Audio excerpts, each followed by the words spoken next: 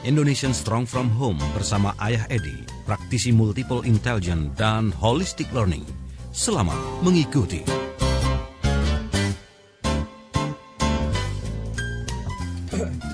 Halo Indonesia, selamat malam, smart listener. Giliran saya saat ini, Nancy Moko Gintas, setelah Daryl Adam tadi hadir bersama Pak Johnson Sinamo. Ini waktunya kita kembali diskusi dan berbincang seputar keluarga dan juga seputar anak-anak kita bersama Ayah Edi dalam program Indonesian Strong From Home. Ayah Edi, selamat malam. Selamat malam Mbak Nancy, selamat malam smart listener. Oke, malam hari ini kita happy banget ya. Kita dapat merchandise, dapat hadiah ini. Dapat hadiah dari Ananda, Fayas dan Akila. Wow. Dari Bukit Tinggi. Luar biasa. Warnanya bagus ya. Iya, dan hadiahnya ini yang sudah pasti kepake setiap hari sama saya karena saya memang hobinya minum. Saya adalah peminum berat, Mbak. Betul, sama lah ya. Siapapun juga kalau nggak minum haus dong ya. Apalagi kita nanti bakal 2 jam nih Ayah. Wah, ya, itu Nancy sangat memerlukan ya. Dokter Kasih bilang kan perlu Ayah minum air putih yang cukup untuk kebutuhan cairan dalam tubuh kita. Betul sekali. Oke, terima kasih buat Ananda Fayas dan Akila ya yang sudah. Terima kasih banget ini udah diterima sama Ayah nih, mudah-mudahan Kakak Fayas sama Adik Akila denger nih talkshow Ayah malam ini. Terima kasih merchandise-nya ini apa namanya, Tante Nancy apa Bu Nancy nih? Kebagian juga nih ya. Tante Nancy kebagian juga. Oke. Ayah, ini kan kalau kenapa saya menyebutkan hal ini, selain kita memang mau say thank you, kita juga ingin kita semua kembali belajar bahwa ternyata memahami anak itu dengan segala tipenya menarik ya. Betul sekali. Apalagi dengan kreativitas dan kecerdasan ya. Betul sekali Mbak Nancy. Sudah 5 tahun apa 6 tahun ya kita talkshow nih ya, lebih ya. Udah jalan 7 tahun. Oh iya udah 7 tahun ya. Iya, selama 7 tahun kan kita sering bicara tentang memahami anak, memahami anak sampai akhirnya sebagian besar smart listener dan komunitas kita di daerah itu paham tentang tipe-tipe anaknya. Cuma yang saya mungkin perlu bahas di sini adalah beberapa di antaranya kami melihat bahwa banyak orang tua yang sudah paham anaknya kemudian pada akhirnya ada sedikit kekeliruan dalam hal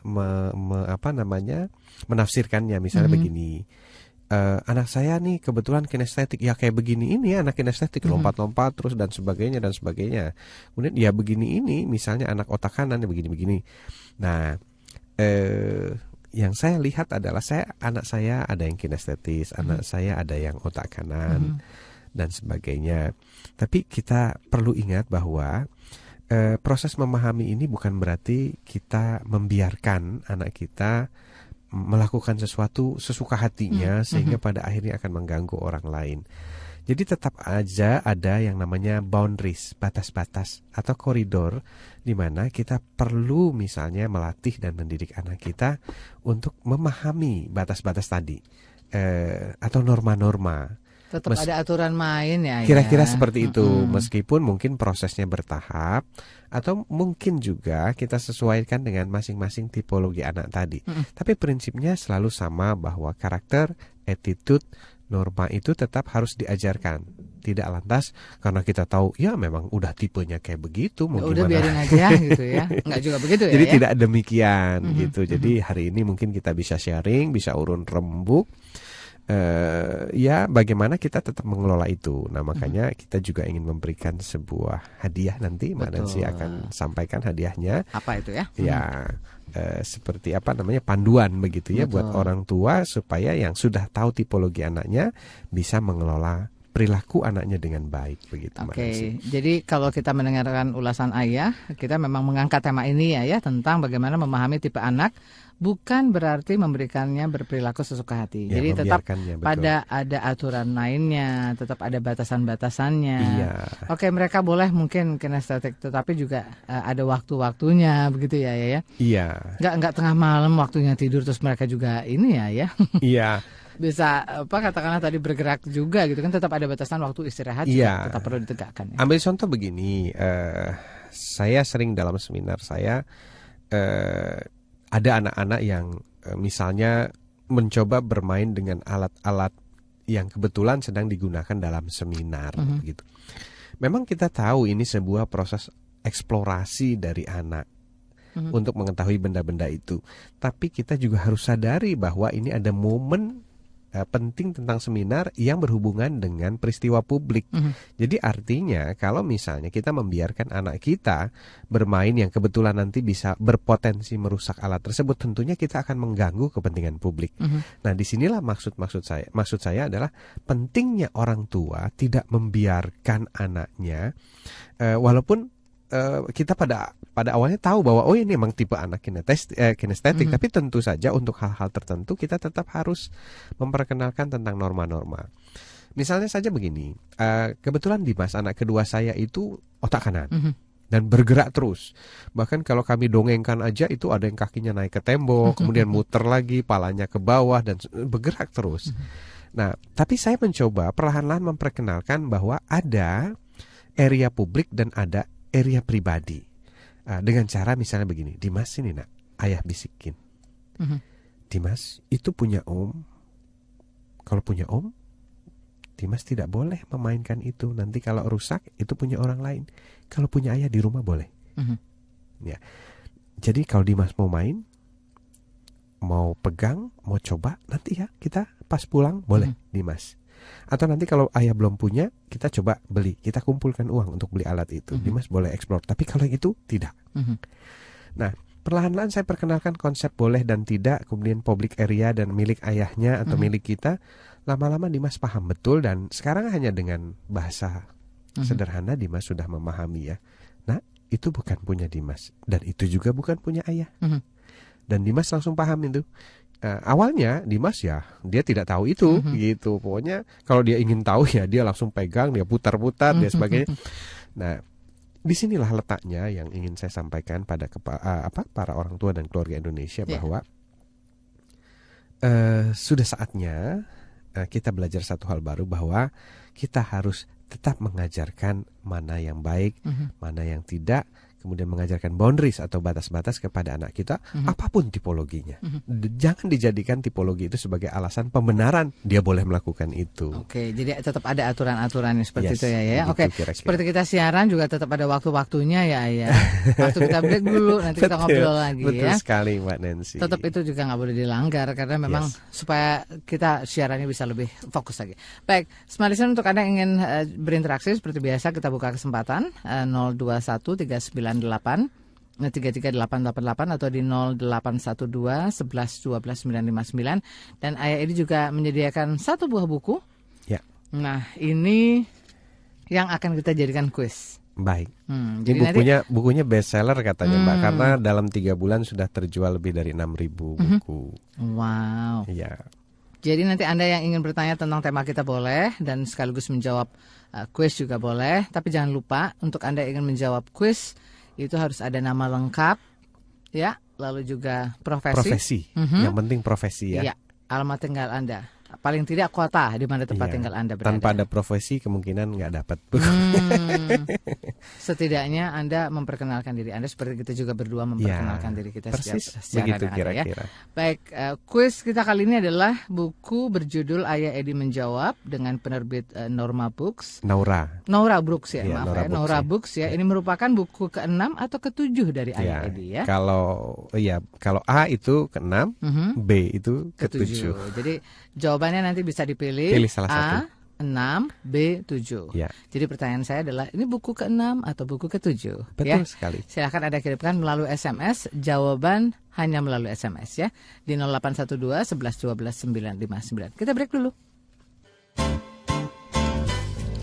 Dari Smart FM Jakarta, kita kembali untuk Anda dan masih menyapa Anda dimanapun Anda berada, tentunya di seluruh jaringan Smart FM Network. Selamat malam juga untuk Anda yang mendengarkan melalui Smart FM Palembang, Medan, dan apa kabar juga Anda yang ada di Semarang, Surabaya, Banjarmasin, Balikpapan, Makassar, dan Manado, dan juga Anda yang beberapa ada di radio-radio sindikasi. Ayah Edi sudah kembali untuk kita, dan kita masih mengulas tentang tema bagaimana memahami tipe anak, bukan berarti membiarkannya berperilaku sesuka hatinya. Dan kita juga punya kuis yang Anda bisa jawab.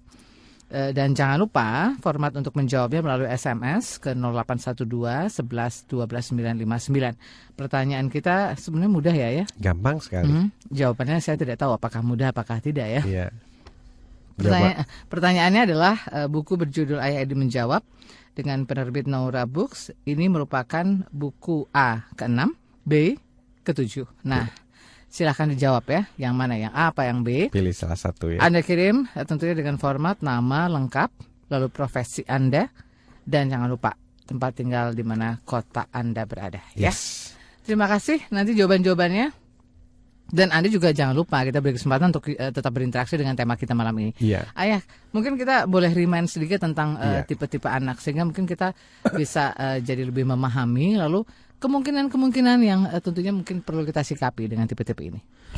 Ya, pertama saya ingin mereview lagi bahwa dulu kala ya, dunia psikologi dan dunia pendidikan belum mengenal atau belum memahami bahwa ternyata anak itu beragam dan unik dalam segala hal. Yeah. Dan ini disebabkan karena keberagaman tipe otak juga, begitu. Keberagaman bagaimana dia belajar. Sehingga zaman dulu kala itu bahwa anak yang baik atau anak yang normal itu hanya satu jenis. Gitu. Biasanya kalau anak itu duduk diam, kemudian penurut, gampang diatur dan sebagainya. Prinsip-prinsip dasar anak baik atau anak normal itu seperti itu, mudah diajari. Nah, pemahaman ini berlangsung terus sampai berabad-abad sejak zamannya Alfred Binet mengeluarkan yang namanya tes IQ. Ya, ini tes untuk menentukan apakah seorang anak itu pandai atau tidak pandai. Nah, sampai suatu ketika tahun 1990-an, para pengamat pendidikan di Amerika dan di Eropa itu menemukan kejanggalan-kejanggalan bahwa anak-anak yang katanya dianggap bermasalah atau dicap sebagai atau di label sebagai anak-anak bermasalah, mulai dari ADD, Attention Deficit Disorder, Attention Hyperactive Disorder, kemudian Learning Disability, kemudian disleksia dan sebagainya, itu ternyata kok menurut catatan sejarah justru menjadi anak-anak yang luar biasa. Dan mulai salah satu tokohnya yang tertua adalah Leonardo da Vinci, yang mengalami kesulitan baca hingga usia 8 tahun. Kemudian yang lebih dekat lagi ke kita adalah Thomas Alva Edison, yang dikeluarkan kelas 1 SD baru sekolah 3 bulan katanya, learning disabled, tidak mampu mengikuti pelajaran sekolah dan tidak bisa mengikuti gurunya. Yang lebih terkini lagi adalah Albert Einstein, yang mengalami masalah tidak mau belajar kecuali pelajaran-pelajaran yang hanya dia sukai saja. Kalau enggak dia keluar kelas dan bermain di pinggir danau. Sehingga dia tidak pernah mau ikut tes dan akhirnya dia tidak punya ijazah sampai ijazah SD, SMP, dan SMA. Nah, banyak lagi tokoh-tokoh lainnya, sehingga hal ini memicu para pemerhati pendidikan di Eropa dan Amerika untuk melakukan sebuah research. Ini sebenarnya mereka yang bermasalah atau kita yang tidak bisa memahami anak, atau justru kita yang tidak mengerti tipe-tipenya. Kalau bahasa zaman sekarang begini, kita punya HP saja tipenya bermacam-macam, kita punya BB saja tipenya bermacam-macam. Jadi tiap tipe itu punya karakteristik yang berbeda. Nah, bisa jadi anak-anak kita seperti itu. Itu pemikiran dasar orang zaman dulu, para pemerhati pendidikan saat itu.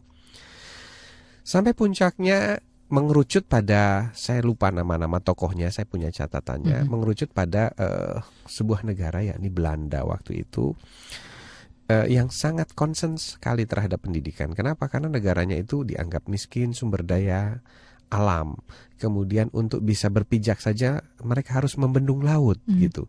Jadi satu-satunya yang orang Belanda punya ini tinggal otak mereka atau kepala si anak-anak ini. Nah, kalau sekolah-sekolah mereka atau sistem pendidikan dan pemahamannya keliru dalam melihat anak, yang katanya bahwa dalam satu kelas itu hanya 1, 2, 3 saja yang pintar, sisanya bermasalah, maka mereka bilang Belanda dalam 20 tahun ke depan akan hilang dari peta dunia. Nah, waktu itu Belanda melalui Bernard von Leer Foundation akhirnya meminta Howard Gardner untuk membuat research yang nama researchnya itu adalah Project Zero, memulai kembali dari nol, mengevaluasi ulang pemahaman kita tentang anak. Dan waktu itu Gardner menyatakan bahwa mulai saat ini saya melihat bahwa kita tidak bisa sendirian dalam memahami misteri yang ada dalam diri seorang anak. Waktu itu beliau berbicara sebagai seorang psikolog dan pendidik. Nah, beliau mengajak semua bidang keilmuan untuk bersatu dan bekerja sama untuk mencari tahu dan menguak misteri yang ada dalam diri anak. Sampai akhirnya beliau mengundang para ahli sains otak. Dan dari sanalah akhirnya beliau menemukan bahwa ternyata berdasarkan struktur otak anak, ya, manusia itu diciptakan sangat beragam dan sangat unik dan berbeda-beda, memiliki reaksi yang berbeda, kecepatan belajar yang berbeda, spesialisasi yang berbeda, sampai pada akhirnya beliau menyimpulkan, jadi sesungguhnya setiap anak itu cerdas, hanya mereka cerdas di bidang yang berbeda-beda. Dan masing-masing kecerdasan mereka itu seringkali bisa terwakili dan bisa dilihat melalui perilaku keseharian mereka. Dan dari perilaku ini, kalau kita amati, maka kita akan menemukan semacam tipe-tipe anak yang bisa mungkin secara kasar kita kelompokkan. Meskipun sesungguhnya tidak ada satu orang anak pun yang sama yang diciptakan di dunia ini, yang persis sama, kembar sekalipun katanya. Nah, mulailah dari sana akhirnya penelitian demi penelitian itu dibuat. Pencetus ide dasarnya adalah Howard Gardner. Beliau mengatakan bahwa multiple intelligence atau the frame of mind, bahwa setiap manusia itu unik dan cerdas. Mereka cerdas untuk bidang yang berbeda. Nah, dari situ muncul ide-ide atau temuan-temuan baru. Nah, Roger Sperry waktu itu membuat temuan lebih awal sebenarnya. Beliau mendapatkan hadiah Nobel tahun 81 atas penelitiannya bahwa ternyata otak manusia itu di bagian atas di hemisfer berpikirnya itu ternyata terbagi menjadi belahan kiri dan kanan. Sudah lama sih sebenarnya orang mengetahui bahwa otak itu ada kiri dan kanan. Tapi baru beliaulah yang menyatakan bahwa ternyata fungsi dari belahan kiri dan fungsi dari belahan kanan itu berbeda. Dan dari perbedaan itu mereka punya ciri-ciri yang berbeda. Dan ciri-ciri itu nanti kita bisa jabarkan. Seperti itu. Nah, ternyata juga diketahui bahwa seorang anak itu bisa secara bawaan lahir memiliki otak yang lebih dominan kanan, ada juga yang lebih dominan kiri, ada yang cenderung balance dalam bereaksi. Nah, dulu hal itu dilakukan melalui proses penelitian otak. Jadi dengan menggunakan alat-alat sains. Tapi belakangan kita bisa mempelajari itu dari cara anak berperilaku dalam keseharian. Nah, kita bisa membaca dalaman otaknya. Jadi kalau dulu Howard Gardner itu harus membedah otak, tapi sekarang dengan pemahaman yang atau pengetahuan yang lebih banyak, kita tidak perlu lagi melakukan bedah otak anak, melainkan kita bisa melihat ciri-ciri atau kecenderungan-kecenderungan. Nah, kita bisa membuat daftar atau catatan bahwa anak kita ini memiliki tipologi yang seperti ini dari reaksinya. Kemudian itu nanti akan berhubungan dengan yang pertama, karir dan profesi dia. Jadi luar biasa sekali sebenarnya. Ini sebuah quantum leap ya, lompatan yang sangat jauh gitu. Bahwa dengan memahami perilaku anak sehari-hari, kita bisa memprediksikan kira-kira nanti masa depannya atau arah profesinya kemana. Kemudian yang berikutnya, dari situ juga kita bisa melihat kira-kira cara yang tepat untuk mengelola tipe masing-masing tipe anak ini seperti apa. Tapi pada prinsipnya apapun tipe anak kita, semuanya perlu kita kelola dengan sebaik-baiknya. Oke, tadi menarik bahwa saat ini sudah semakin banyak ditemukan cara yang lebih mungkin sederhana ya, lebih mudah untuk kita bisa pahami bagaimana kita mengenali, memahami tipe-tipe anak kita. Tadi dengan perilaku saja, dengan ciri-ciri dia, mungkin dari tertawanya ya. Dari mungkin cara dia berbicara. Nah itu kita bisa menemukan sejatinya kemana sih ini anak gitu ya, seperti apa tipenya ya. Nah itu yang menarik akan kita ulas lagi. Dan terima kasih untuk Anda yang sudah mengirimkan jawaban buat kuis Ayah. Banyak sekali ternyata. Ya, Tapi jangan lupa bahwa Anda juga punya kesempatan untuk bisa menjawab ini ya. berinteraksi Ya, langsung. betul, Jadi, dengan tema yang kita ulas malam ya, ini. jadi sambil berinteraksi, ya, sambil bonusnya kirim SMS. Nah, mudah-mudahan nanti kalau beruntung dapat bukunya. Yes. Ya, bukunya ini sebenarnya adalah buku yang saya susun untuk tema kita hari ini ya. Jadi Betul. tidak membiarkan anak, tapi mengajarkan kepada anak kita tentang batas-batas dan aturan main. Buku ini punya 100 kasus yang membahas itu semua. Jadi kalau punya buku ini ibarat seperti kita punya kamus. Jadi kalau kesulitan tinggal lihat ini di pasal berapa, Betul. halaman berapa. Tinggal ikuti, praktekkan, insya Allah nanti berhasil kalau Oke. konsisten. Baik, terima kasih untuk yang sudah mengirimkan SMS pertanyaannya. Ini panjang dan lebar. Nanti coba saya ulas begitu urai dan kalimat-kalimatnya apa ya, sehingga nanti bisa dijawab oleh Aedi. Terima kasih juga untuk Pak Agus Supriyanto yang berprofesi sebagai finance dan juga account manager di Depok. Terima kasih jawabannya. Lalu juga terima kasih untuk Pak Amin di Makassar yang sudah juga memberikan jawaban. Tami Sadam, penyiar radio di Banjarmasin, radio mana dulu nih? Katanya Radio Smart FM Banjarmasin lagi. Oke. Dan juga ada Denny Programmer di Depok, terima kasih. Anas Surahma di Makassar sebagai blogger juga sudah memberikan jawabannya. Terima kasih. Ya. Nanti akan saya bacakan lagi tentunya selepas beberapa informasi berikut. Dan tentunya kuis akan saya ulas nanti setelah informasi berikut ini. Memahami tipe anak bukan berarti membiarkannya berperilaku sesuka hati. Dan tadi di sesi kedua Ayah sudah mengulas bahwa ternyata saat ini ada cara yang lebih sederhana, lebih mudah kita yang orang tuanya awam ya untuk bisa memahami anak-anak kita. Ternyata dengan cara mungkin dia tertawa, dengan dia bergerak, dengan dia berperilaku, ini sebetulnya kita bisa mendeteksi sesuatu. Kemana sih sebetulnya tipe anak kita? Iya, kami menyebutnya cara itu adalah observasi ya, mengobservasi atau mengamati. Dan sekarang itu caranya sudah diajarkan kepada orang tua melalui program observasi anak yang kami selenggarakan setiap 3 bulan sekali di Keranggan, juga kalau nggak salah 6 bulan sekali di Medan. Nah, cara observasi ini adalah seperti tadi Mbak Nancy katakan,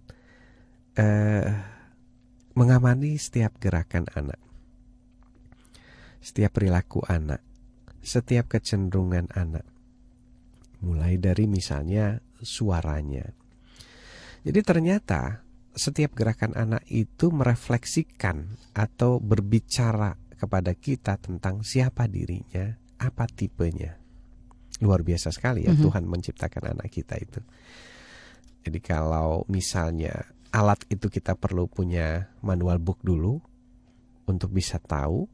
Tapi kalau anak kita itu dia sudah merefleksikan sendiri siapa dirinya. Ambil contoh begini. Kalau seorang anak sejak kecil ya, pada saat bayi menangis, kita coba perhatikan tangisannya seperti apa. Apakah tangisannya melengking keras atau tangisannya lebih lembut dan terisak? Oke. Apakah tangisannya lama tidak berhenti-henti atau tangisannya sebentar nangis kemudian tak lama berhenti?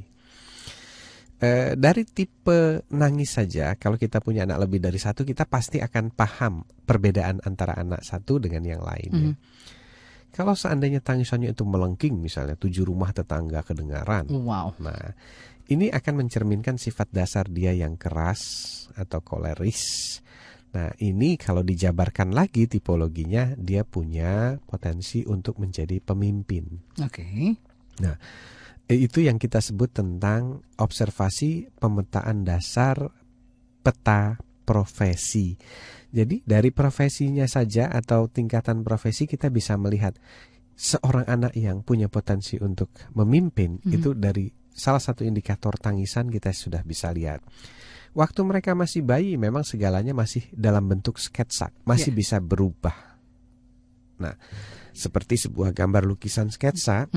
Nah, nanti semakin besar maka lukisannya akan semakin terang dan semakin jelas. Tanda-tandanya akan semakin jelas. Kemudian contoh lain misalnya. Kalau seorang anak lebih suka berlari-lari, melompat, memegang dan sebagainya, maka kemungkinan unsur dominan cara belajarnya dia adalah kinestetik.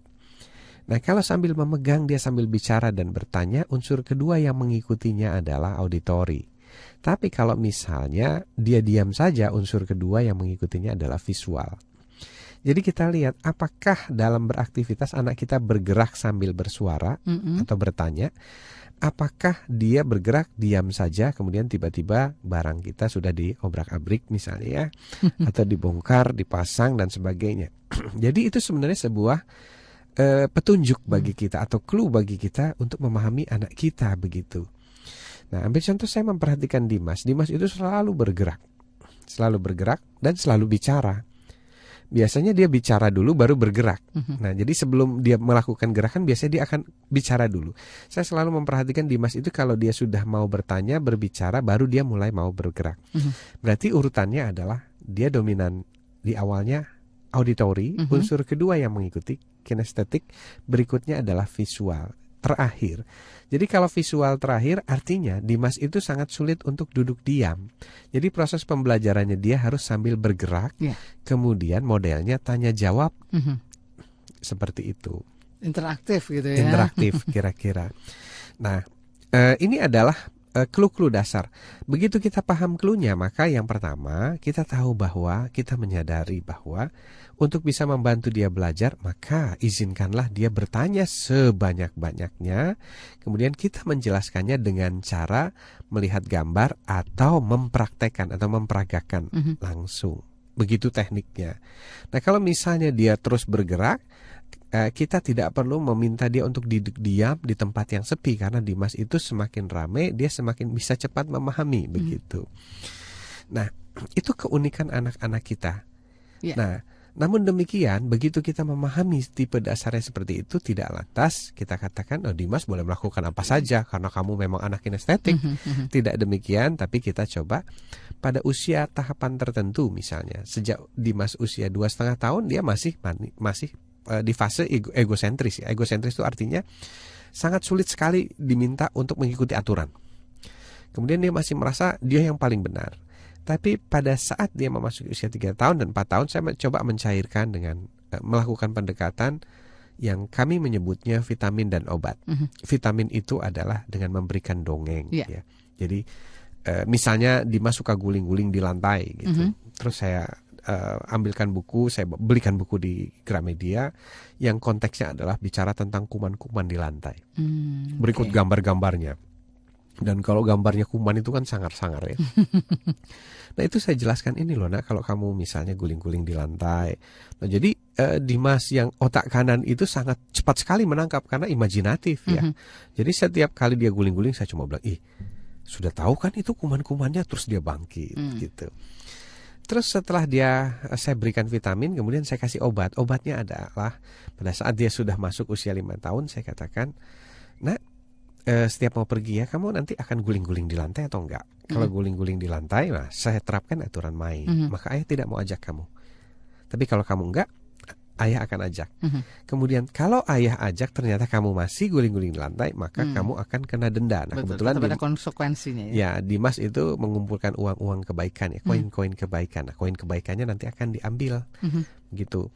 Jadi waktu misalnya Dimas saya ajak ke tempat umum, kita nggak perlu teriak-teriak gitu. Saya cuma bilang, nah, kalau kamu guling-guling, kamu akan dapat kuman dan kamu kena denda.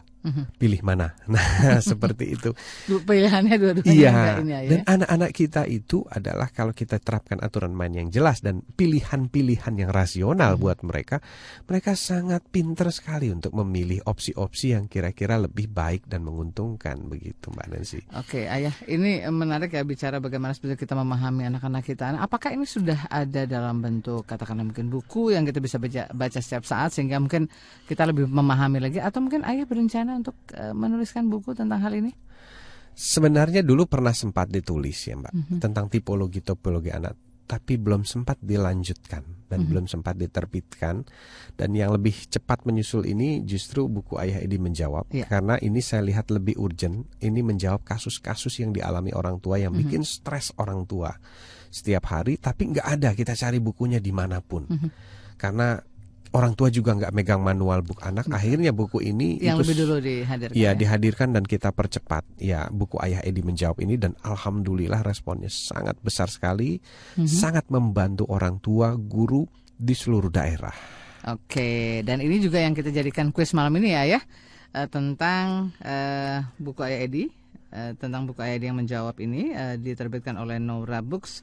Kita berikan kuisnya untuk Anda. Apakah ini merupakan A, buku ke-6, B, buku ke-7 dari Ayah Edi? Silakan dipilih jawabannya A atau B, 6 atau 7. Nah, Anda kirim tentunya dengan nama lengkap, lalu juga profesi Anda, dan jangan lupa juga ya dengan alamat di mana Anda tinggal atau di kota tempat tinggal Anda. Terima kasih untuk Bu Kasmi di Surabaya yang ingin menyampaikan ini ya, mungkin motivasi beliau tentang bahwa nggak pernah bisa sabar menunggukan program ini. Oh, nggak pernah absen ya? Betul. Jadi saya selalu menantikan acara ini, dan sukses terus untuk Smart FM. Amin, amin, amin. Maju terus katanya seperti itu. Terima kasih untuk Bu Kasmi fans di berat Surabaya. Indonesian Strong from Home ya. Amin. Karena Terima beliau kasih merasakan ya, Bu. banyak manfaatnya. Baik, sebelum kita lewatkan beberapa informasi, saya mau terima telepon dulu boleh? Oh, udah ada telepon. Iya, mangga. Halo, Silakan. selamat malam. Malam. Ya, dari siapa di mana, Pak? Saya Robi di Jakarta. Silakan Pak Robi. Halo Pak Robi, apa kabar? Baik, Ayah, apa kabar? Ini Pak Ayah? Robi sekali-sekali terus ya, rupanya jarang di Indonesia kali sekarang ini. Wah, kemana terus tuh? Iya. Keluar negeri terus. Baik Pak Robi, kabarnya? Baik, makasih. Keluarga, istri sehat? Ayah. Sehat semua, terima kasih. Ayah gimana kabarnya? Alhamdulillah, sama Pak, sehat. Nah, Iya. Ayah nyambung ke yang Ayah hari ini. Wah, seru nih Ayah. Iya. Jadi, kan di kantor yang kita lagi bangun sekarang, Yes. itu kita pengen menciptakan teori why. Di kantor lama atau udah baru nih Pak Robi? Oh, enggak, yang lama Pak. Yang lama. Masih lama ya? Oke, Masih lama, masih lama. Kita bilang bahwa kita pengen nyiptain lingkungan kerja yang ke teori why. Oke. Di mana manusia ini semestinya dewasa deh. Nggak perlu dipaksain, nggak Iya. perlu dikontrol, nggak Iya. perlu dikasih ancaman gitu. Iya. Memang di dalam perjalanannya cukup berat. Yes. Karena kita believe bahwa kalaupun kita kerja di tempat orang, kita pengennya begitu kan Ayah ya? Iya. Percaya orang, Iya. bisa maksimal. Ternyata setelah sekian lama nggak gampang untuk mempertahankan. Iya. Nah, nyambung ke teori yang X kan, bahwa gimana orang Iya. ini mestinya dikasih penalti, Iya. dikasih konsekuensi atau dan reward. Iya. Nah, nyambung ke yang ayah, ke yang ke anak gitu. Iya. Kalau kita, ini teori gitu Pak ya, kalau kita lakukan dari kecil dengan teori X bahwa ini ada reward sama ada konsekuensi, Iya. apakah malah enggak ke teori Y yang lebih baik ya? Nah, itu yang saya bingung misalnya ya. Iya. Itu saya agak confused itu karena Iya. secara dunia kok perasaan indah gitu kalau kita semua berpikir bahwa aduh Iya. teori Y ini indah gitu. Iya. Walaupun to be honest bahwa dalam pelaksanaannya waduh Iya. seru ya. Tapi kita terus kita nggak bilang bahwa kita mau berubah, kita terus Iya. berharap bahwa kita punya link kerja dipercaya sama semuanya selama itu Ayah. Minta tolong advice Ayah. Iya. Oke, baik Pak Baik, Robi. Pak Robi. Nanti kita akan ulas ya. Jadi bicara soal bijak dan Iya. juga sebuah perubahan, bagaimana Teorinya menyikapi hal McGregor ini. ya. Betul. Kita akan ulas tentunya selepas beberapa informasi berikut, dan tetap bersama kami. Kita kembali untuk Anda di program Indonesian Strong from Home dan masih mengulas tentang memahami tipe anak, bukan berarti membiarkannya berperilaku sesuka hati. Dan Ayah Edi masih bersama kita.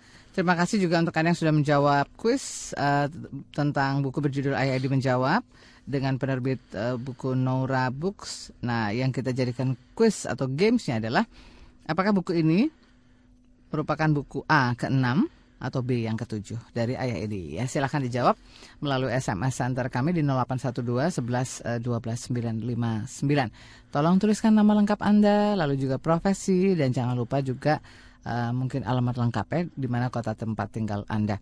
Terima kasih untuk yang sudah mengirimkan beberapa jawabannya. Terima kasih untuk ada blogger Ayah di Makassar, Ana Surahman. Terima kasih untuk Pak Ihsan Hilmi, beliau ini adalah tutor kelompok bermain tunas mentari Tasikmalaya. Oh, sampai Tasik. Lalu ada Ibu Desi Umuraham, Umur Rahma ya, di mana ini? Oh, di Medan. Beliau adalah ibu rumah tangga. Terima kasih Mustaghfiro, ibu atau bapak ini ya. Beliau di Kendal, profesinya guru.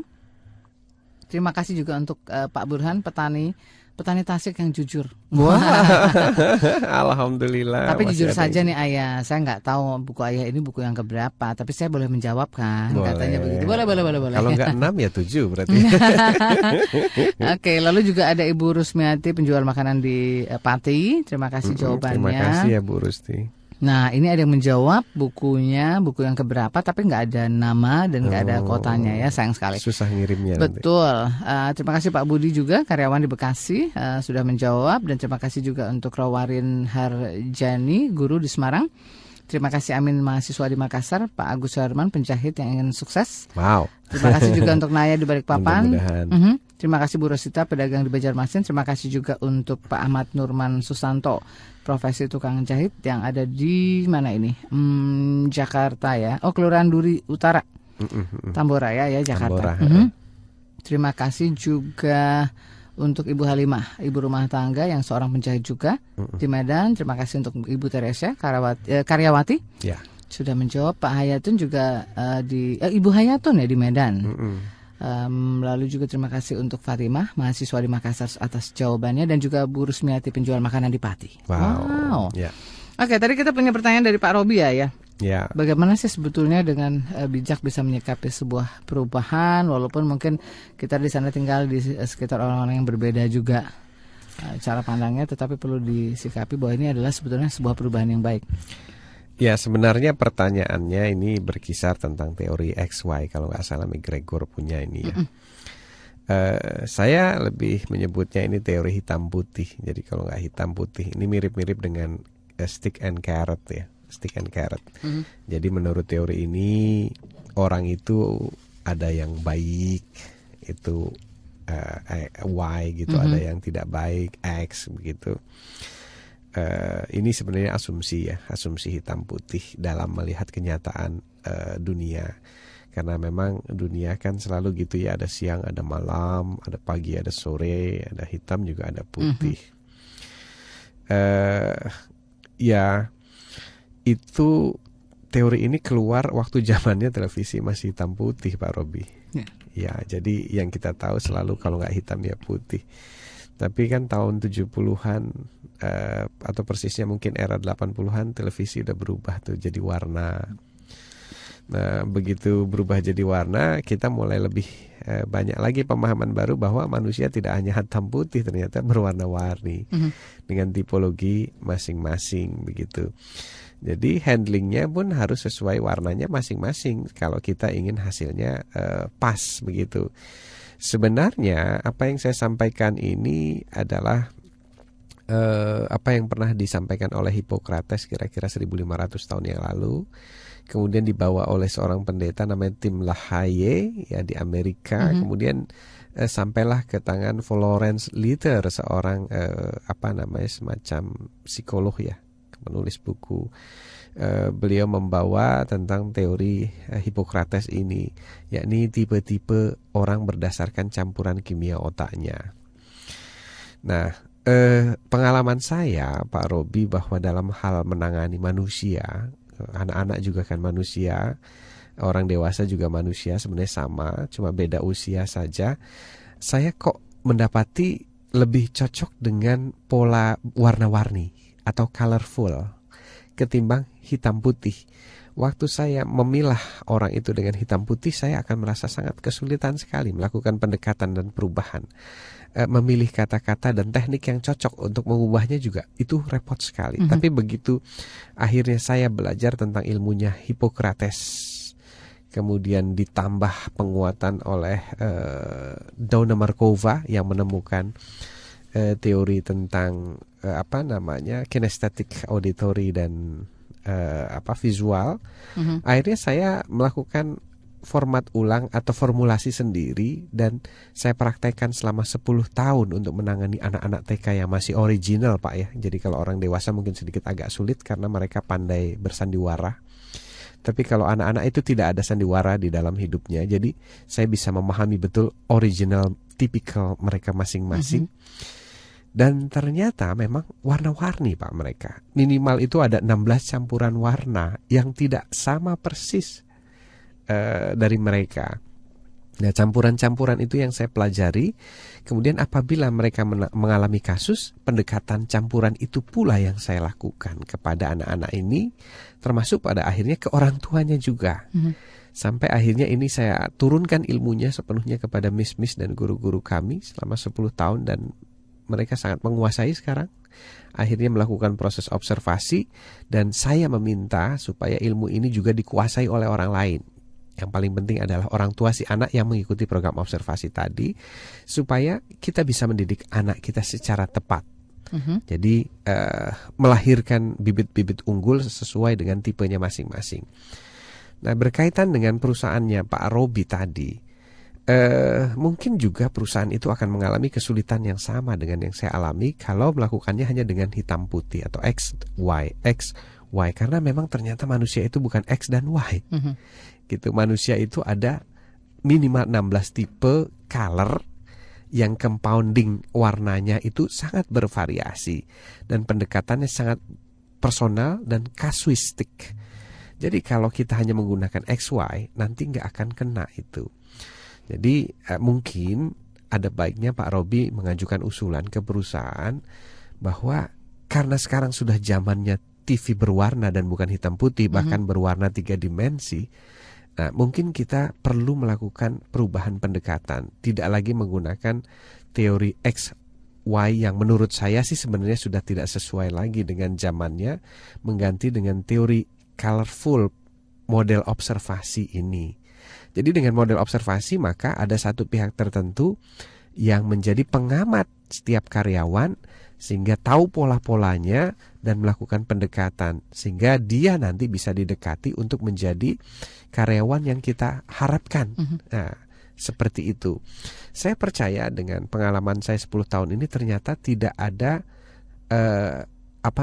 orang yang tidak berprestasi. Yang ada ternyata Pak Robi adalah the right man in the wrong place. The right man jadi nggak sesuai in the wrong place, gitu. Atau orang yang baik di tempat yang salah, atau orang yang baik dengan penanganan yang salah. Kira-kira seperti itu, Pak Robi. Oke, semoga menjawab. Terima kasih Pak Robi sudah berbagi dengan kita ya. Ya. Dan saya juga mau thank you dulu yang sudah mencoba menjawab kuis kita. Terima kasih untuk Pak Rahman di Semarang. Oh, mahasiswa ya, Mas Rahman berarti ya. Oke. Terima kasih juga untuk Ibu Farida Simon, ibu rumah tangga ya di Welirang Surabaya. Terima kasih Ibu Nur, profesinya guru di Surabaya. Terima kasih juga untuk Pak Ade Mulyana, profesinya driver, tinggalnya di Bojong. Ya. Terima kasih juga untuk Pak Nurwan ya. Beliau adalah karyawan sebuah yayasan ada di Makassar. Terima kasih. Selamat malam juga untuk Mama Kristiana, profesi beliau adalah buruh pabrik di Kelapa Nunggal Cilengsi Bogor. Ya. Terima kasih juga jawabannya Pak Agus Suherman. Sampai Cilengsi ya, betul, alhamdulillah ya. Penjahit yang ingin sukses. Oke. Dan ternyata katanya program IID sangat membawa banyak perubahan dalam diri beliau. Terima kasih. Amin, mudah-mudahan.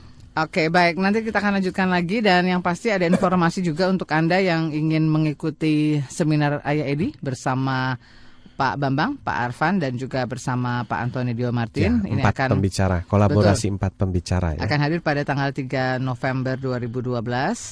Dan untuk Anda yang mendaftarkan malam hari ini akan mendapatkan investasi spesial Rp220.000 per orang.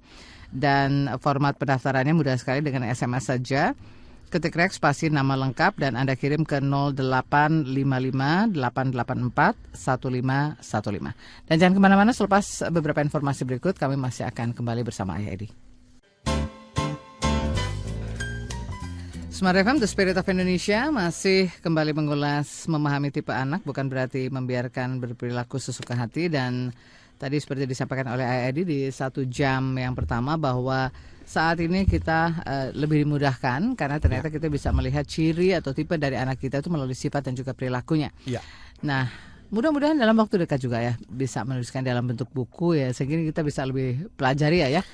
Bisa lebih kita mungkin diskusikan dengan keluarga kita, dengan pasangan kita begitu ya. Iya, tolong sering diingatkan ya Mbak ya. Saya sering... Ini termasuk saya mengingatkan ya. Iya, sebenarnya draftnya itu sudah ada gitu, udah lama sekali, udah lama saya pengen itu terbit gitu. Mudah-mudahan bisa menjangkau teman-teman orang tua dan keluarga Indonesia yang belum sempat mengikutkan program anaknya di program observasi kami kan. Tidak semua orang bisa melakukan itu. Betul. Jadi mudah-mudahan kalau nanti bukunya selesai bisa menjangkau dan bisa dipelajari di rumah, begitu kira-kira Mbak Nancy. Ya, termasuk saya juga ingin belajar hal itu ya. Oke, kita juga masih kembali untuk Anda dan kita juga masih mengundang Anda yang ingin diskusi tema kita ya. Yang pasti kita juga masih membuka kesempatan untuk Anda yang ingin bergabung di line telepon maupun SMS. Anda bisa diskusi tema kita malam ini. Pak Robert, terima kasih tadi sudah berbagi dengan kita, dan untuk yang menjawab kuis juga terima kasih. Dan informasi untuk seminar Ayah Edi berkolaborasi dengan 4 orang. Ada Pak Bambang, ada Pak Antoni Diomartin dan juga Pak Arfan. Ini ada di Jakarta nantinya ya, pada tanggal 3 November 2012. Di Jakarta Barat ya, di Season City ya Mbak ya. Betul. Sebelahnya di Taman Anggrek ya. Betul, nanti di ruang Naviri di APL Tower ya. APL Tower. Betul. Nanti informasi selengkapnya akan tentunya diinformasikan lagi oleh panitia. Yang pasti untuk mendaftar mudah sekali. Anda tinggal ketik rek spasi nama lengkap dan Anda kirim ke nomor 0855-884-1515 karena malam ini ada harga spesial. Special price ya. Special price yaitu di Rp220.000. Ketemu 4 pembicara ya. Luar biasa Ayah ngumpulin ya. Hebat Pak Bambang 4 orang itu. betul. Bisa berbagi di waktu yang luar biasa. Karena kan kita memang ingin membuat Indonesia menjadi lebih baik melalui keluarga ya. Iya, betul sekali. Kita sudah ada penelpon lagi, rupanya Mas Bo sudah kasih kode ke saya. Saya mau sapa dulu. Halo, selamat malam. Halo, selamat malam. Selamat malam, dari siapa di mana Pak? Dengan Sigit di Jakarta. Pak Sigit, silakan Pak. Oh ya, selamat malam Ayah Edi. Selamat malam Pak Sigit. Selamat malam Mbak Nancy. Selamat malam juga Pak. Senang bisa connect malam ini dengan Ayah Edi dan Mbak Nancy ya. Baik, silakan Pak langsung. Gini, ya, Ayah tadi bicara tentang apa ya? Dari awal saya perhatikan tadi tentang ada otak kiri, otak kanan, dan tipe anak ya Pak ya. Iya, tipologi ya. Gini Ayah, kalau beberapa 2 minggu yang lalu saya kan ikut ini tentang launching buku tentang perkembangan batita. Ya. Nah, terus waktu itu saya kan nanya kan tentang otak kanan. Nah, waktu itu kan kalau saya ngikutin perkembangan dari Ayah Edi, terus tentang informasi dari Ayah Edi itu kan memang kita ngikutin fitrah anak. Ya. Kita ikutin. Jadi kalau memang dia right brain, dominant right brain ya kita ikutin. Kayak yang anak otak kiri kita ikutin gitu. Ya. Cuma karena kita kan juga ada benturan-benturan dengan etika, sopan santun. Misalkan anak itu dia cenderung pakai tangan kiri, sementara misalkan pas makan atau jabat tangan, kan kita anjurkan ke tangan kanan. Kan? Nah, terus yang saya tanyakan kapan kita tuh bisa langsung menerapkan itu, misalkan itu nggak boleh, harus tangan kanan gitu. Sementara di satu sisi kan kita juga takut nanti mengganggu perkembangan otak kanan dia gitu. Cuma kemarin waktu itu yang pengarang buku perkembangan batita itu dia menganjurkan dari kecil memang diarahkan nggak boleh karena ngikutin kemauan dia katanya gitu. Jadi ya dari kecil dari umur 3 tahun sudah kita arahkan untuk pakai yang tangan kanan tadi misalkan makan dan sebagainya itu. Satu. Ya, baik, saya Pak. terus terang saya yang saya pakai yang mana? Karena kalau dari saya lebih kuat pengaruh Ayah Edi, saya terapkan di Ayah Edi selama ini. Memang ada sedikit beda pendapat dan beda referensi mungkin.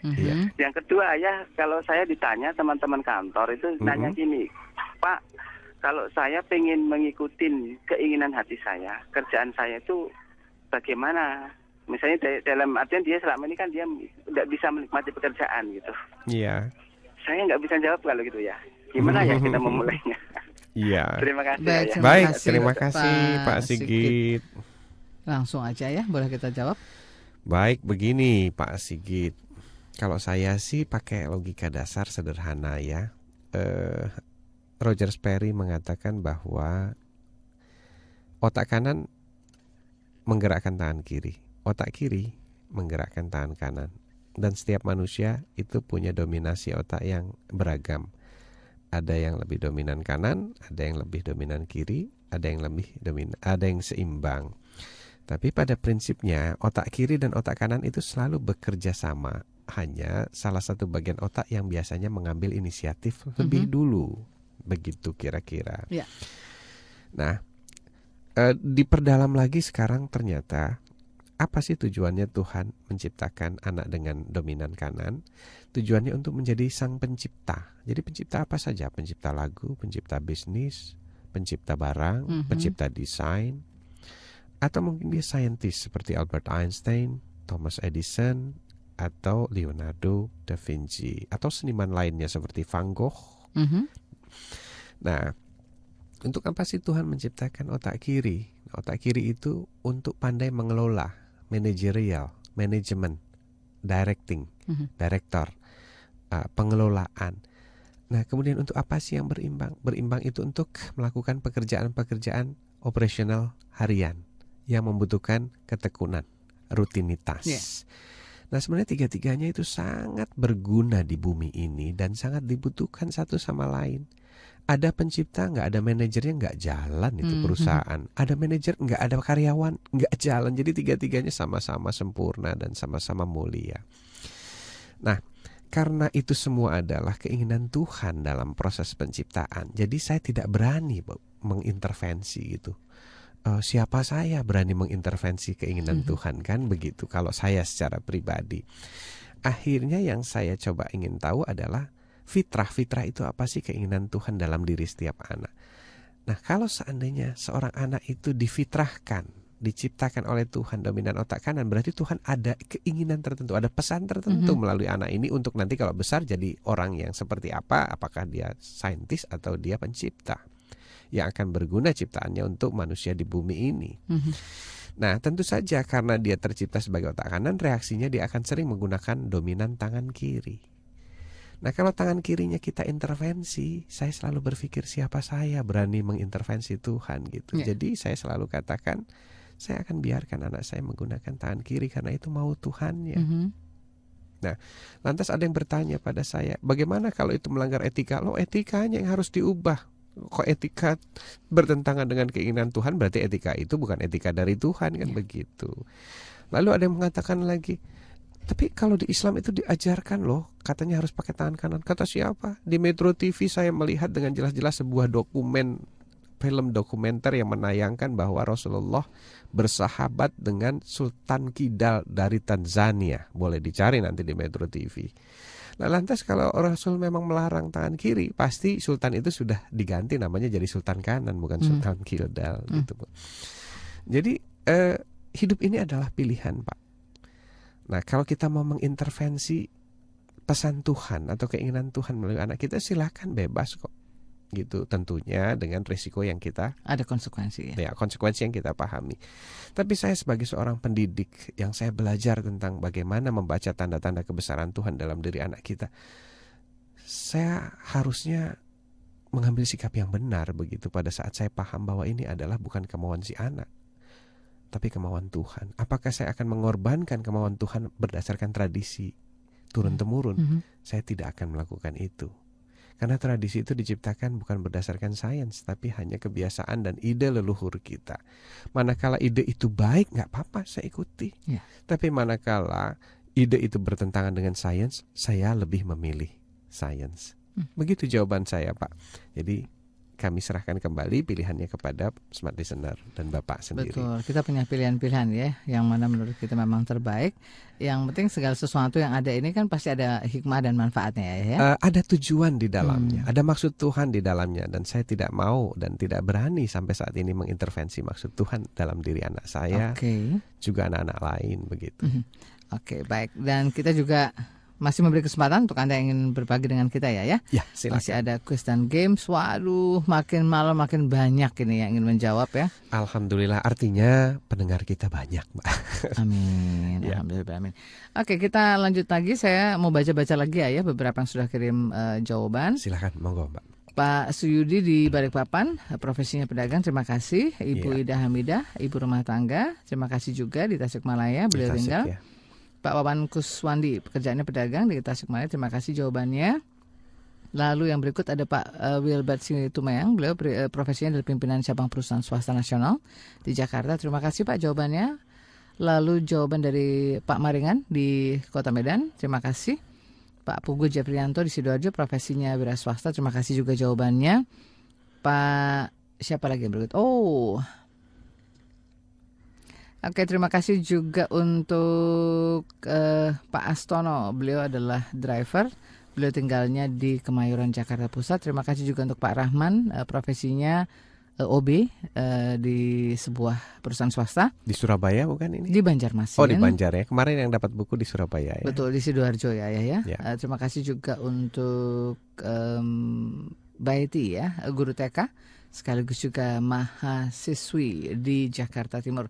Terima kasih Juristina Eromati, profesinya admin di lembaga pendidikan ada di Semarang. Terima kasih juga jawaban dari Bapak Hari Sidarta di Penajam Pasar Utara, Kaltim. Beliau adalah Ketua Badan Akreditasi Sekolah Madrasah ya. Wow, keren Pak. Mudah-mudahan nanti madrasah kita semakin baik ya. Yes, oke. Terima kasih juga jawabannya. Terima kasih Pak Herman di Alauddin Makassar atas jawabannya. Dan terima kasih juga siapa ini? Ibu Mujianti di Balikpapan ya. Pak yang berikutnya terima kasih untuk Ibu Aslam ya di Binjai atas jawabannya. Baik, Ayah, sebelum dilanjut lagi saya mau beri kesempatan melalui line telepon. Sudah ada yang ingin bergabung dengan kita. Selamat malam. Silakan. Selamat malam Mbak Iya, Nancy. selamat malam. Dari siapa, di mana Ibu? Dewi. Ibu Dewi. Ya. Oke, silakan Bu. Iya, selamat malam Ayah Edi. Selamat malam Bu Dewi, Sugeng Dalu. Iya, sebelum dalu. Ayah Ya, mau silakan. tanya lagi nih. Monggo. Maaf repoti loh. Enggak apa-apa Bu, silakan. Ini tentang anak saya lagi. Yang cewek usia 3 tahun itu loh Ayah. Kenapa Bu? Gini, dia ini sekarang tuh senangannya ya sebentar iya, sebentar enggak. Misalkan gini ya Ayah ya. Kepingin skuter, temen-temennya di kampung ada skuter, banyak punya skuter gitu. Ma, belikan skuter. Terus saya bilang, ayo kumpulin koin-koin kebaikannya Betul, kamu. bagus. Gitu. Nanti kita beli skuter. Terus bilang, iya ma. Terus besoknya bilang,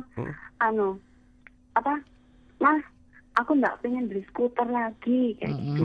Terus besoknya lagi lihat lagi anak-anak kampung main kepingin beli lagi, terus bilang enggak lagi kayak gitu.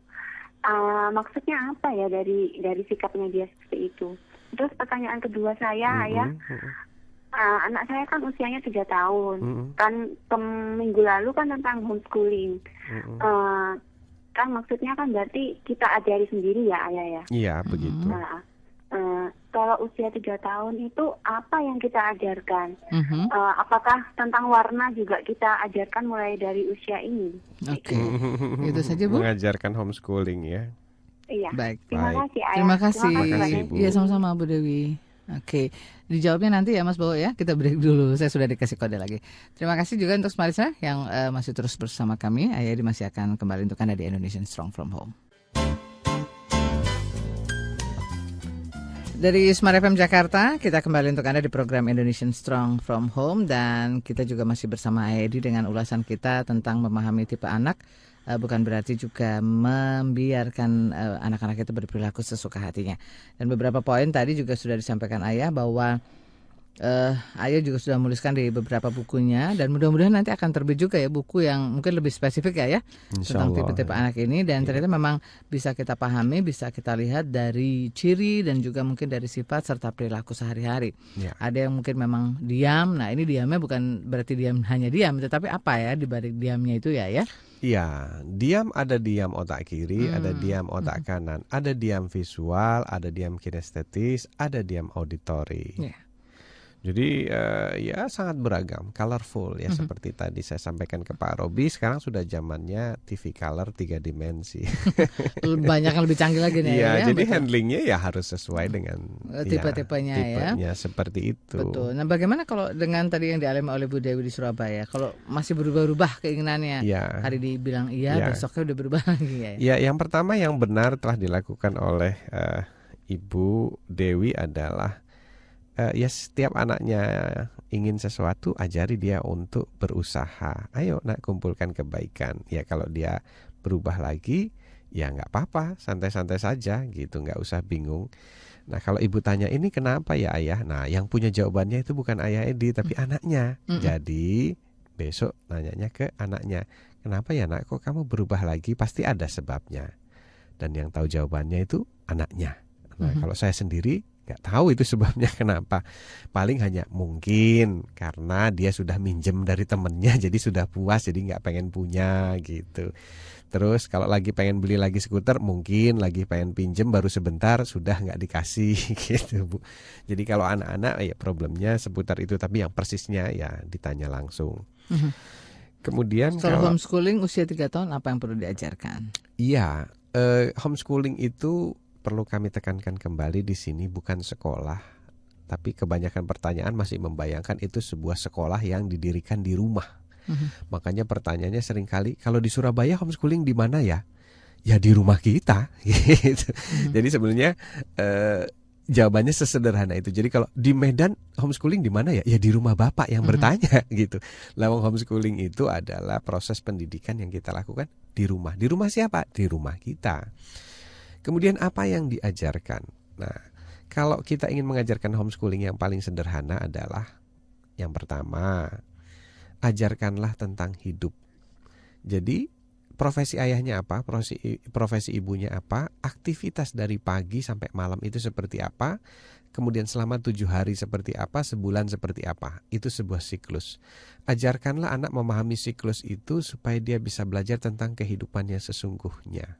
Jadi kapan belanja, kita ajak belanja. Kemudian kita ajak berhitung, membuat perencanaan belanja dan sebagainya. Semua itu proses pembelajaran yang di dalamnya nanti ada ilmu sosial, ilmu matematika, hitungan, perencanaan, desain dan sebagainya. Jadi homeschooling itu adalah integrated system learning. Jadi bukan mengajarkan parsial seperti pelajaran matematika sendiri, kali kurang tambah bagi, bukan begitu. Tapi kita memperkenalkan aktivitas orang tua atau kita kepada anak kita, kemudian di dalamnya baru kita yang menentukan unsur-unsur pembelajaran apa nih yang ada di sini. Nah kalau 3 tahun ya tentunya disesuaikan. Waktu kita ajak belanja dia sudah bisa apa, waktu kita ajak pergi dia sudah bisa apa. Seperti misalnya anak saya sekarang sudah minta diajari membaca karena dia sudah banyak sekali pengen tahunya, pengen lihat buku. Nah yang berikutnya adalah karena ayahnya gemar membaca hampir setiap hari, dia setiap hari melihat ayahnya membaca, jadi dia tertarik untuk membaca. Nah membaca saya ajarkan di mana? Ya kalau dia mau di rumah, kalau dia mau di komputer, kalau dia mau diceritakan di menjelang tidur. Kalau dia lagi jalan-jalan naik mobil, ya dia membaca, ya itu jadi sekolahnya dia. Jadi sekolahnya itu bisa di mana-mana kalau homeschooling itu tempat belajarnya. Dan yang paling menarik adalah sekarang anak saya yang nomor 1 itu setiap naik mobil, wajahnya pasti menghadap ke kaca mencari huruf-huruf. Oke. Ya dia eja semua, kemudian dia baca satu-satu. Itulah konsep homeschooling. Jadi belajar anywhere, everywhere, with anything, gitu ya. Jadi tidak ada tempat khusus yang namanya kelas, tidak ada saat khusus yang namanya pagi hari mulai jam sekian sampai sekian. Anytime. Begitu mata anak saya bulat jam 10 malam, ya jam 10 malam dia belajar. Begitu. Jadi konteks homeschooling ini adalah fleksibilitas yang sangat tinggi, tapi kelebihannya adalah secara perilaku moral dia lebih terjaga. Kalau kemampuan daya capainya ya tentunya standar sesuai anak lain yang bersekolah. Tapi yang paling mengesankan buat saya adalah perilaku anak saya sangat-sangat baik sekali. Dan kita berharap bahwa ini terus akan terjaga sampai dia dewasa. Waktu saya ditanya, apa sih kelemahan homeschooling? Satu kelemahan homeschooling itu, kalau orang tuanya nggak benar atau nggak mau belajar jadi benar. Nah, dia akan menurunkan perilaku nggak benernya itu totalitas kepada anaknya. Makanya saya membuatkan buku-buku ini supaya kalau ada orang tua yang berminat menghomeschoolingkan, salah satunya buku Ayah Edi Menjawab ini, ya nanti proses pendidikannya dilakukan secara benar dengan proses belajar. begitu. Karena saya sendiri setiap hari itu belajar terus. Saya pernah mengkonseling berbagai kasus dan orangnya sampai terkagum-kagum saya bisa mengatasi masalahnya yang menurut dia itu sudah semua konselor sudah angkat tangan. Terus beliau bertanya, "Ayah ini belajar ilmu apa ya?" Jawaban saya sederhana, semua ilmu yang pernah ada di bumi ini saya ingin pelajari. Gitu. Ya kira-kira seperti itu, makanya saya tidak pernah berhenti belajar dan selalu tertarik sama apapun ilmunya. Meskipun kadang-kadang orang bilang itu tabu, wah yang tabu malah penasaran saya kenapa ditabukan. Jadi akhirnya saya bisa melihat segala macam masalah dari berbagai sudut pandang. Plus pada saat saya homeschoolingkan anak saya sekaligus belajar dan dipacu untuk terus belajar oleh anak saya. Karena anak saya tiap hari nanya terus dan tidak semua pertanyaan itu bisa saya jawab. Dan saya akui bahwa ayah juga manusia. Oke, baik. Bu Dewi, terima kasih sudah berbagi dan semoga juga bisa mendapatkan manfaat ya dari apa yang sudah ayah jawab dan bisa nanti diterapkan langsung. Terima kasih juga untuk jawaban kuis yang sudah menjawab. Ada Mbak Aslamiah ya, mahasiswa di Kota Binjai. Dan untuk ada yang baru bergabung, mungkin beberapa saat lagi kuisnya kita tutup ya di menit ke-30 dari pukul 21. Tentunya nanti di akhir acara kita akan berikan siapa yang akan keluar sebagai ini yang tentunya beruntung malam hari ini mendapatkan buku Ayah Edi berjudul Ayah Edi Menjawab ya. Kuisnya mudah sekali. Pertanyaan adalah buku berjudul Ayah Edi Menjawab ini yang diterbitkan oleh Nora Books. Apakah merupakan buku A ke-6 atau B ke-7? Kita tunggu ya sampai pukul 21.30. Ya. Jawabannya melalui SMS Center di 0812 11 12 959 dengan format nama lengkap, spasi juga profesi Anda dan tempat tinggal Anda. Kita ke penelpon berikut. Selamat malam. Halo, selamat malam. Halo, selamat malam. Iya, dari siapa di mana? Dari Ibu Hayatun di Medan. Ibu Hayatun, silakan Ibu, bisa langsung Ibu. Ini dari logatnya sudah jelas logat Medan ini. Iya. Ayah, saya terima kasih banget selama ngikutin program Ayah, banyak perubahan ya yang saya alami. Apa saja itu Bu Hayatun? Contohnya tuh yang di buku terbaru tuh Ayah. Iya. Apa namanya? Yang buku Membangun putih itu ya. Dari keluarga itu ya. Kan seringan kita kalau ketemu anak tuh nanyain berapa PR ya. Berapa PR? Yeah. PR-nya udah siap belum? Terus nilai ujiannya berapa tadi itu terus kan ya. Sekarang jadi apa Bu pertanyaannya? Sekarang pertanyaannya apa yang sudah diperbuat kebaikan hari ini? Wah, luar biasa. Hasilnya gimana Bu hasilnya anak Ibu? Hasilnya sangat-sangat. Jadi saya dulu kan paling kita kan di rumah tidak ada pembantu rumah tangga gitu ya. Jadi kan sering berantakan tuh ya. Wah, anduk di mana-mana, wah piring siap makan ditaruh di mana-mana gitu ya. Terus sekarang tiap malam saya mau tidur pasti nanya hari ini udah buat kebaikan apa? Wah, dia kan harus mikirin. Betul. Apa ya gitu. Oh, Ma, sudah jemur handuk tadi. Oh, iya. Ma, sudah cuci piring tadi. Wah, luar biasa ya. Sangat membantu ya, sangat-sangat senang sekali saya gitu. Wah, dahsyat hasilnya Bu. Nah, cuma yang saya sekarang jadi problem itu adalah kita mengajak minimal adik kita gitu ya, atau abang kita atau saudara keluarga gitu ya. Saudara kita. Itu sulit banget ya. Mengajak sama gitu ya, supaya kan waktu anak kita saling ketemu itu kan maksud saya semua keluarga sama gitu. Bu Hayatun nih, dengar ya Bu ya. Itu tidak Ibu sendiri, saya juga ngalamin yang sama Bu. Jadi ternyata mengajak orang-orang terdekat itu tidak mudah Bu. Gitu. Iya, sulit sekali ya. Jadi kadang-kadang saya mohon motivasi. Kadang-kadang saya lowbat juga gitu ya. Baik Ibu. Baik. Merasa kok mereka gimana ya gitu kan. Terus saya kan udah beliin buku-buku aja tuh ya. Di rumah tuh banyak yang masih plastik kan, masih di dalam plastiknya gitu.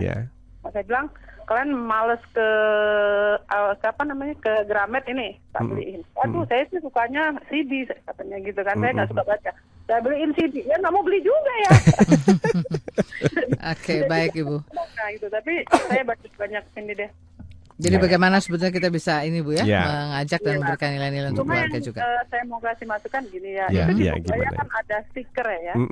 Terus di buku 37 juga ada stiker ya. Nah saya ini kan katanya ya mau ngeluarin buku lagi. Bikin stiker yang agak bagus gitu loh ya. Oh, iya, yang terakhir udah bagus belum yang terakhir, Bu?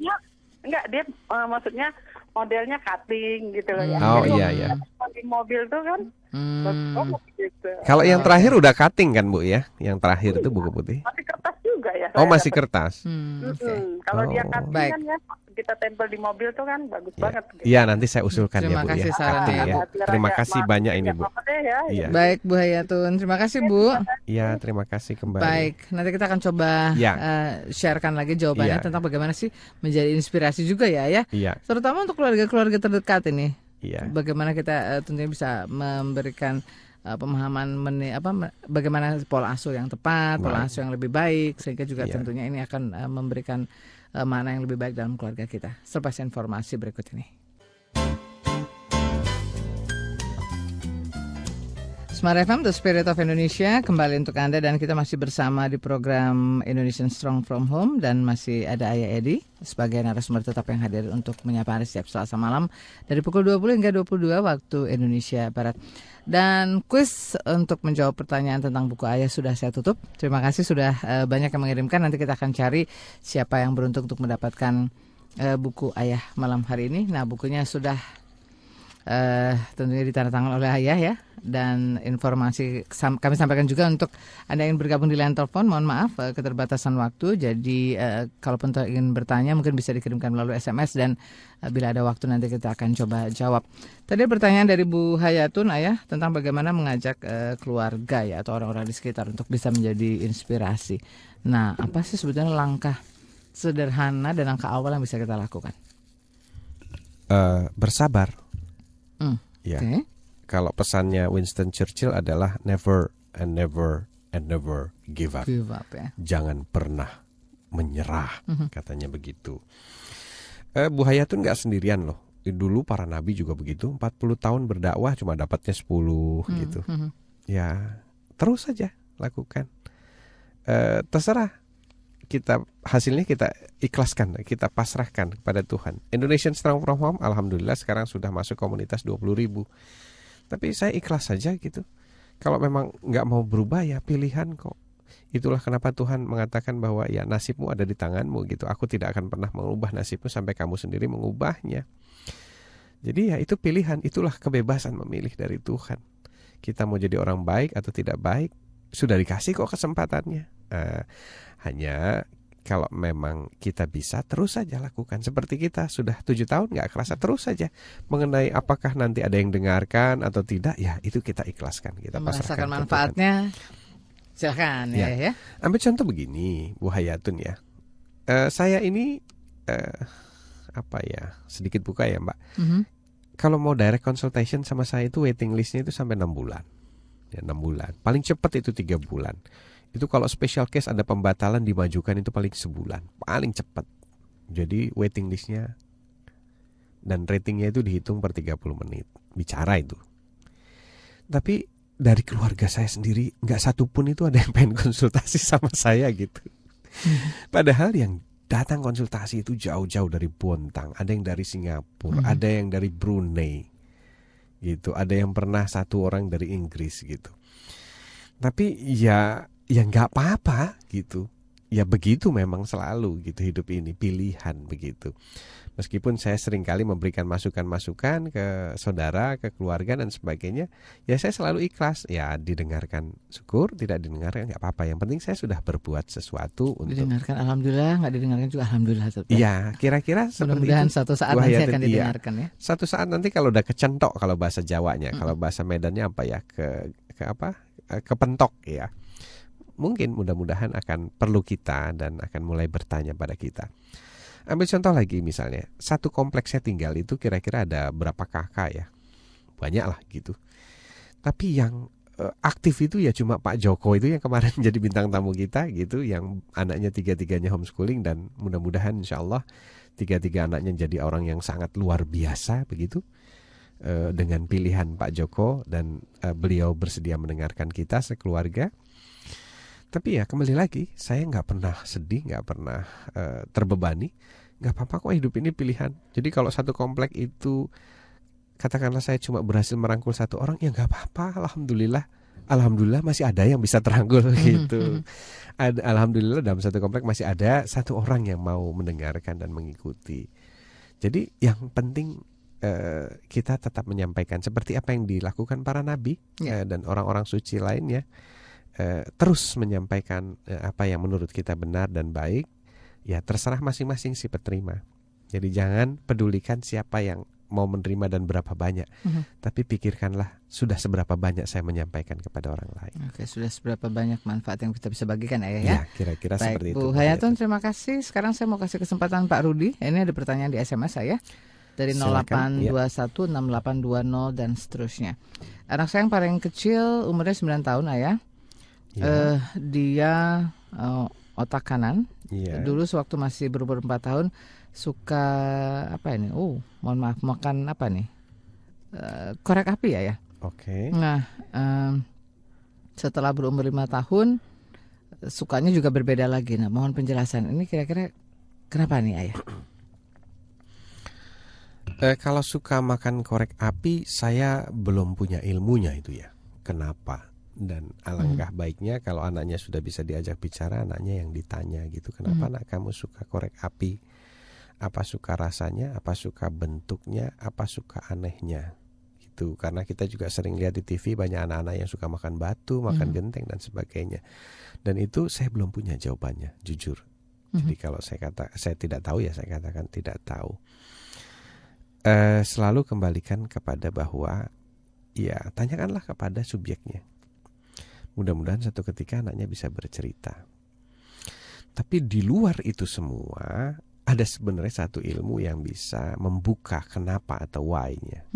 Namanya hipnosis regression. Hipnosis regression itu adalah yang membongkar alam bawah sadar anak sehingga seseorang itu terpicu punya kebiasaan melakukan itu. Tapi tidak semua orang mau melakukan hipnosis, tidak semua orang percaya. Jadi basis hipnosis baru bisa dilakukan jika orang tersebut percaya. Nah, kira-kira seperti itu. Nah, saya mempelajari ilmu yang orang percaya dan orang tidak percaya. Gitu. Kenapa? Karena saya ingin seperti para ilmuwan. Tidak dibatasi oleh hanya sebatas kepercayaan. Saya lebih menyukai apa yang saya alami, apa yang terbukti saya pernah lakukan atau berdasarkan experience. Jadi saya ingat ucapan Sang Buddha Gautama yang mengatakan bahwa kamu jangan pernah mempercayai sesuatu atau tidak mempercayai sesuatu sebelum kamu mengalaminya sendiri. Oke, Pak Rudi, terima kasih sudah sharing dengan kita dan semoga juga mendapat manfaatnya. Saya lanjut lagi, mau saya thank you dulu untuk yang sudah jawab kuis ya. Silakan Mbak Nancy. Ada Bu Eka Kartika, guru TK di Bogor. Terima kasih jawabannya. Lalu juga terima kasih untuk Anissa, beliau profesinya terapis anak berkebutuhan khusus, ada di Beratang Gede, Surabaya. Terima kasih Bu Nurul di Semarang, beliau adalah pengusaha juga guru bimbingan belajar.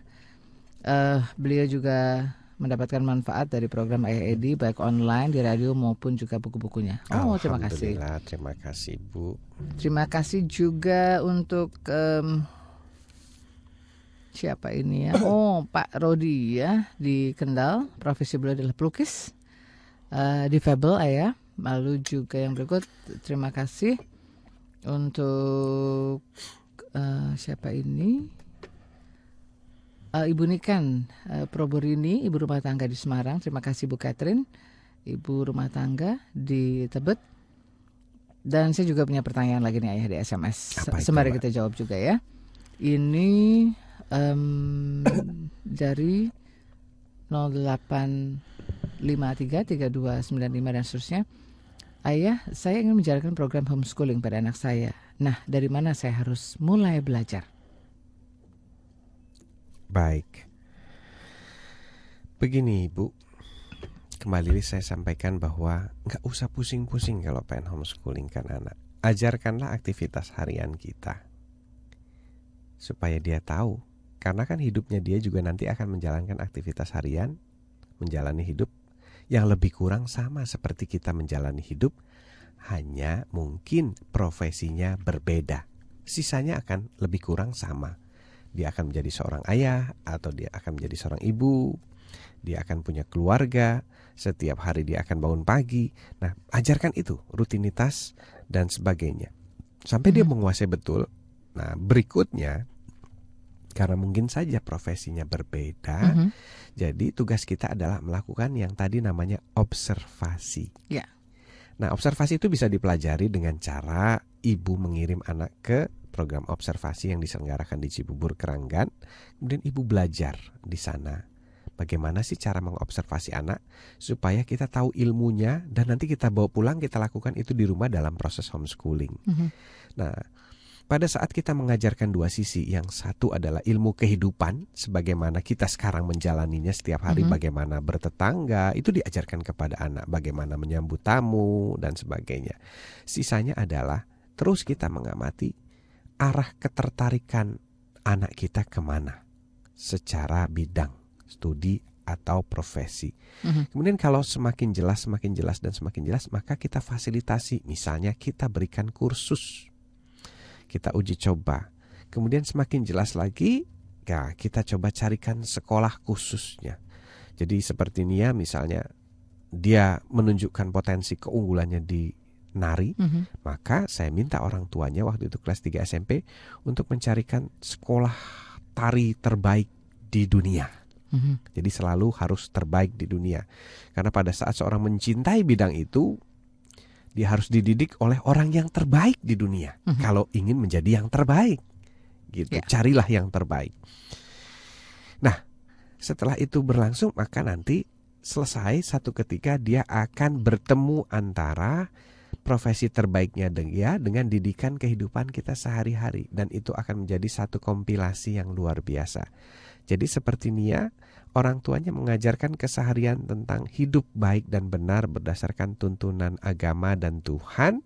Kemudian di satu sisi Nia belajar langsung dari masternya di New York tentang tari menari. Bagaimana tari itu dan sendiri. Sekarang di usia 17 tahun Nia mengkompilasi antara edukasi belajar kehidupan dari kedua orang tuanya dan profesi yang dia dapat dari sekolah tari Evan Alley di New York. Dan sekarang pada akhirnya dalam usia 17 tahun saja dia sudah menjadi seorang Director of Choreography di Los Angeles. Jadi sebenarnya kalau kita membimbingnya tepat, kemudian punya nyali yang sangat besar untuk mengambil keputusan yang berbeda dari orang-orang pada umumnya, maka anak kita itu untuk menjadi sukses dalam hal profesi terbuka besar tidak membutuhkan waktu lama-lama kok. Jadi nggak nunggu misalnya tua dulu atau 40 sekian dulu gitu. 17 tahun saja sudah mampu mereka. Dan banyak anak-anak yang saya bimbing usianya ya sekitar 17-an ya. Mungkin zaman kita dulu biarlah lah ya, mungkin suksesnya nanti usia-usia yang sudah matang begitu ya. Kalau sekarang lebih cepat, kenapa tidak ya? Betul, that's okay lah. Kita harus punya acceptance ya, punya daya terima yang tinggi terhadap masa lalu kita. Sudahlah masa lalu kita, biarkan kalau kita nyasar salah profesi, nggak berani ngambil keputusan untuk pindah profesi, that's okay. Tapi mari saya ajak orang tua Indonesia, jangan lagi mengulangi kesalahan yang sama yang dulu pernah kita alami kepada anak-anak kita. Cukuplah sampai di kita saja. Oke, baik. Mudah-mudahan menjawab. Terima kasih sudah sharing dengan kita. Dan mohon maaf untuk ada yang mungkin baru menjawab pertanyaan kuis kita. Ini sudah ditutup tadi dari pukul 21.30 dan nanti kita akan berikan siapa pemenangnya di akhir perbincangan kita. Dan jangan lupa saya ingatkan kembali untuk Anda yang ingin bertemu dengan Ayah Edi dan juga 3 pembicara lainnya yang akan berkolaborasi. Jadi silakan saja Anda bisa mengikuti seminar dari 4 orang yang luar biasa. Ada Ayah Edi, ada Pak Bambang Sumanjaya, ada Mas Arfan ya, Pradiansyah, ada Pak Antoni Dio Martin akan bergabung pada 3 November 2012. Dan untuk Anda yang ingin mendaftarkan langsung saat ini akan mendapatkan investasi spesial di Rp220.000 per orang. Dan pendaftarannya mudah sekali dengan cara register ketik SMS saja. Ketik rek spasi nama lengkap dan Anda kirim ke 0855 884 1515. Kita masih bersama Ayah Edi dan tema kita memang hal yang menarik Ayah ya. Dan memang perlu satu ulasan khusus tentang bagaimana sih sebetulnya tipe-tipe anak dan bagaimana memahaminya. Kita boleh memahami tipe anak, tapi bukan berarti juga kita membiarkan ya bahwa mereka bisa berperilaku seenaknya atau sesuka hatinya ya. Tetap juga ada aturan atau batasan-batasannya. Persis. Nah, Ayah, setelah tadi kita mengetahui katakanlah secara sederhana melalui katakanlah mungkin tangisannya, lalu tertawanya atau mungkin gerakannya. Nah, itu yang sebaiknya mungkin mulai kita juga pelajari dan bagaimana kita mengarahkan mereka sehingga mereka juga tetap tahu bahwa itu semua juga tetap ada batasan-batasannya. Iya, yang perlu kita pahami adalah bahwa Tuhan itu maha adil. Jadi pada saat kita diciptakan, kita memiliki kelebihan sekaligus juga kekurangan dalam satu paket.